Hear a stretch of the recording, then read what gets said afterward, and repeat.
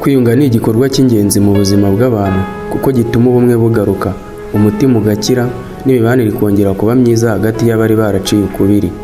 Nyamara nubwo ari igikorwa cyiza, kuri benshi kwiyunga biba ikibazo gikomeye cyane kuko bisaba kugira umutima wihangana, kumvira no gusobanukirwa ndetse no kwemera kuganira n'uwigeze kukubabaza cyangwa se n'uwaguhemukiye.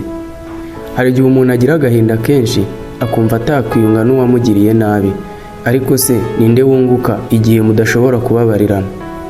Nelson Mandela yaravuze ati, kubabarira ni ukurekura imfungwa, nyamara ugasanga ari we wari ufunze. Ubona utababarira ashobora kuba agenda neza yiturije mu buzima bwe nta kibazo afite, nyamara wowe ugakomeza kugendana umutwaro w'akababaro. Kuki wakwikorera uwo mutwaro igihe cyose? Kwiyunga ntabwo ari amagambo gusa, ahubwo ni urugendo rwo gukira. Kugira amahoro atari igihe gito bisaba ubushake bwo kumva impamvu y'ibyakubayeho no kwitoza kureba ibirenze uko ibintu byabaye. Niba ushaka amahoro, banza wemere ko buri wese akwiye amahirwe yo gutanga imbabazi ndetse no kuzigirirwa.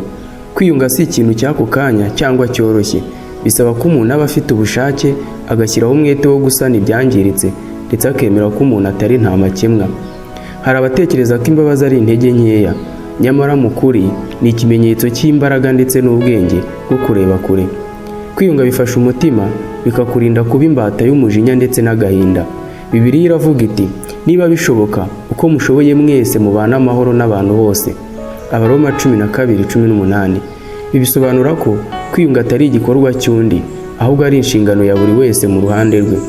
Iyo wizeye amahoro kandi ukemera ko aturuka imbere muri wowe, nta kabuza uzabasha kwiyunga n'abandi mu buryo butekanye. Ese witeguye gutera intambwe igana mu budaheranwa ndetse no kwiyunga mu buryo bw'amahoro na bagenzi bawe?